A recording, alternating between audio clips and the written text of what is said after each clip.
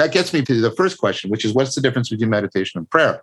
And I would say they display degeneracy with respect to each other. They overlap, but they're different.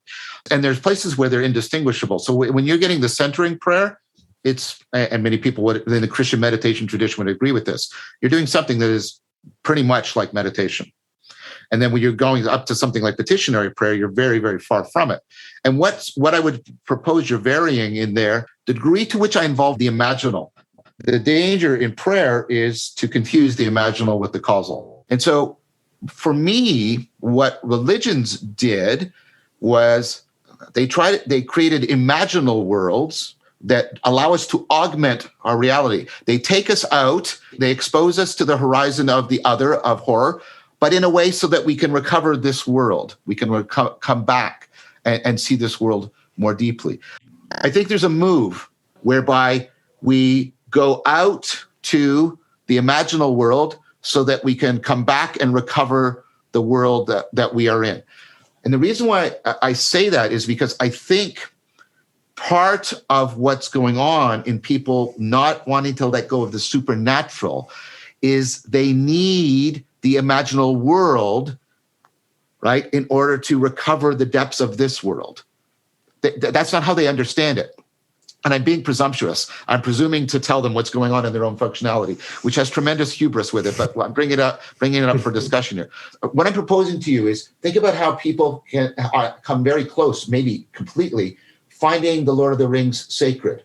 It's like augmented reality. They put on this fictional world, and through it, they can see more deeply. So why I think people, they don't want to lose all the imaginal stuff that allows them to recover the depth of that reciprocal opening that you were describing before. But I think a lot of people need the imaginal, and I'm not saying they have a crutch or there's anything wrong. They need the imaginal stuff in order to recover the eyesight to see and to be in the reciprocal opening. That's what I'm proposing to you. The point of going to the alternative world is like an anthropologist, right? You go to the other world, you get enculturated, you afford the deep perspectival and participatory transformation so that when you come back to this world, your home, you see it anew, you recover it. So as the imaginal starts to take more and more center stage, I would say you're shifting from mindfulness, meditation, contemplation into prayer, but they overlap. Like, so when you're doing the view from above, you're doing the imaginal in a very powerful way. And that's nevertheless, right, still seen as a mindfulness practice. So like when you read the great Christian thinkers about prayer, it sort of comes down to this. The only thing you should really pray for is wisdom. That's the only petitionary prayer. And then that becomes kind of indistinguishable from, imaginal contemplation. So when I'm doing the view from above, okay, that maybe that doesn't feel like prayer because it's not dialogical, but there's contemplative practices that are dialogical. So when Antisthenes said he learned from Socrates how to talk to himself, well, he's internalized Socrates and he's doing this imaginal inner dialogue. Is that prayer? Is that meditation? And I don't know if much hangs on like trying to keep them cleanly distinct. Now, do I think I turn prayer into a kind of idolatrous behavior? Yeah.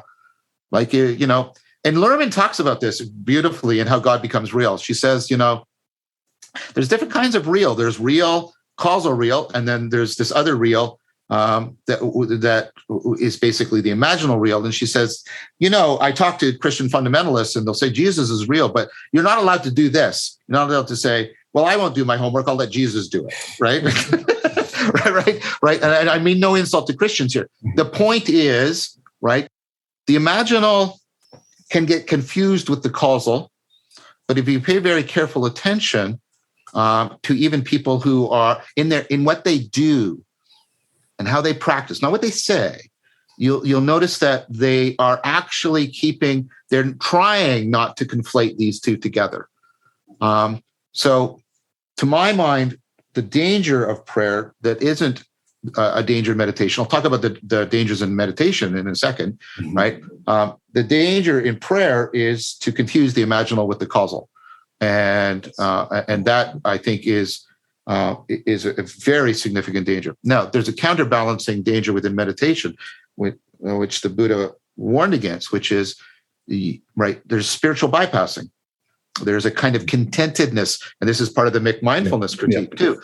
There's a contentedness with oneself that is actually the worst possible bullshit for preventing you from the growth that you need to undertake. And I mean, and this is becoming a serious phenomena. One of the negative side effects of the mindfulness revolution and the New Age movement and related things, and psychologists are now studying this as a bona fide phenomena, is spiritual bypassing, which is what I do is I go in and I have these wonderful experiences. And this is so pertinent to what we've all been you and I've been talking about throughout all of this, and they don't transfer. In fact, they do the opposite. They delude me into believing I don't need to consider that transfer. I don't need to be involved with that worldly thing or that materialistic thing or that or that or that or that. And Neoplatonism was guilty of this too, right? Mm-hmm. Porphyry began his biography of Plotinus with this, and this always terrifies me. Plotinus behaved like a man who was ashamed of having a body.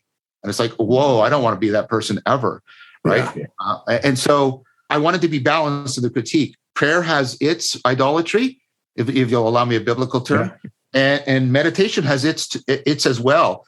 Spiritual bypassing, it's just, I meet so many people who, and all they want to do is tell me of their wonderful experience and why they don't need to do philosophy and why they don't need to read books and why they don't need to cultivate virtue because they're enlightened. And don't you just know it? Don't you just know it? And it's like, probably not.